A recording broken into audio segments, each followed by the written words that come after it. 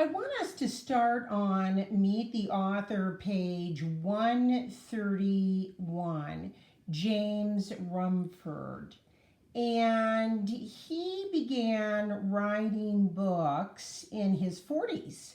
Before that, he worked for the Peace Corps and taught English all over the world, including in Africa, the Middle East, and Asia.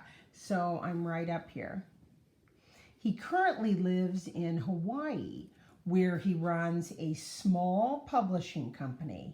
He handles every step of the bookmaking process, from making his own paper, I think that's pretty cool, to setting type to printing pages on a hand press. He even binds his book one at a time. The books he prints contain both Hawaiian and English, so he might speak native Hawaiian as well. Mr. Rumford can speak or translate many languages. For Seeker of Knowledge, he taught himself hieroglyphics. I think all kids are like Jean-Francois Champollion, says Mr. Rumfeld. When they're 10, 11, or 12 years old, most of them have a clear picture of what they want to do. Well, I can see that for sure. At least know what you want to do, or several things that you might want to do with your life. Mr. Rumfeld wants kids to know that dreams can come true with hard work. Oh, so true. And I like this. These are two books that he has literally. Remember, he makes the paper for them, he prints, and he binds them. In other words, sews them together. The Traveling Man, The Journey of Ibn Battuta. 1325 through 1354. So that was the year that the years that the gentleman was alive. And The Island Below the Star. I have never heard of these two books. Interesting. And you see that? That's his family right down there. I love that. How wonderful. I bet the whole family helps him as well. That is super cool. Okay, so we were on page 131 for that. And what I want to do is go back real fast to the Rosetta Stone on page 117. I want to go back to our vocabulary words real fast. And exactly what the Rosetta Stone is, because I think you'll find this as fascinating as I did when I looked this up. We're going to learn a little bit about this. Tomorrow we are reading the story together, The Seeker of Knowledge. Remember, this is a bibliography. It's a story written by somebody else. We just met the author because he found this gentleman so fascinating that he wanted to write more about him. So remember, a biography is a story of a real person's life told by somebody else.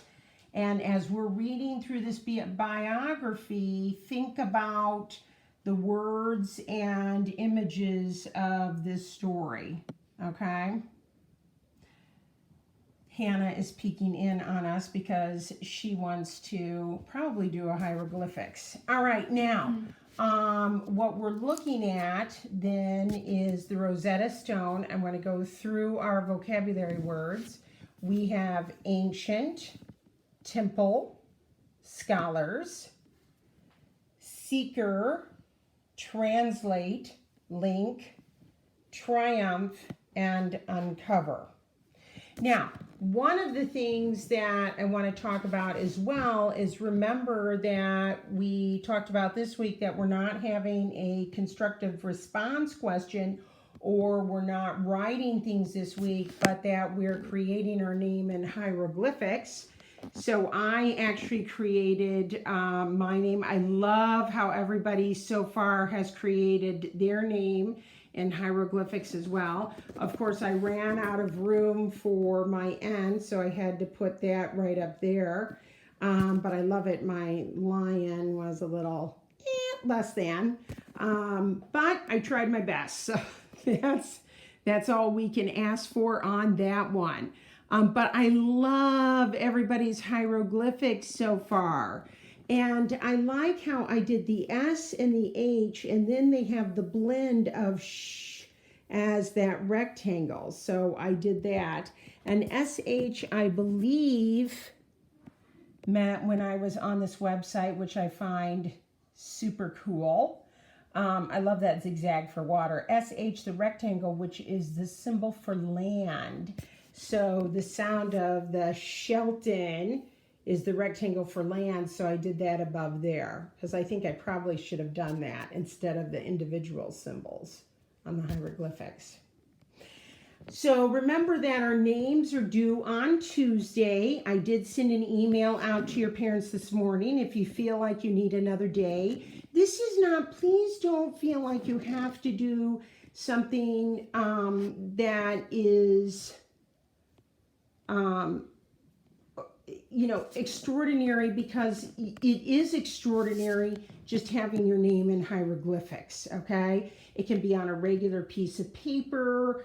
Aubrey did some painting with it. You can do plain paper, you can do lined paper. I did mine, of course, on my colored pad. However you want to do it. Like I said, it's extraordinary because it's your name and you are unique.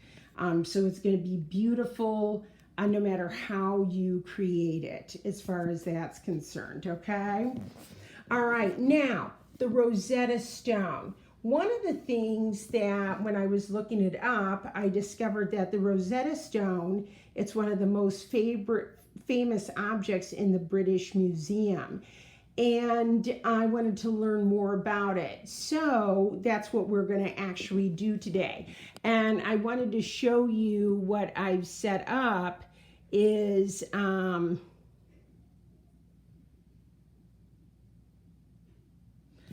It's called Smart History, but it's all about, and it doesn't take very long at all, but it's all about the Rosetta Stone. So I do want you to watch that as well because it's really super cool and it tells all about it, okay? So I do want you to do that, and then you're gonna go to Spelling City just to do one assignment on your vocabulary. Tomorrow we're gonna read the story together.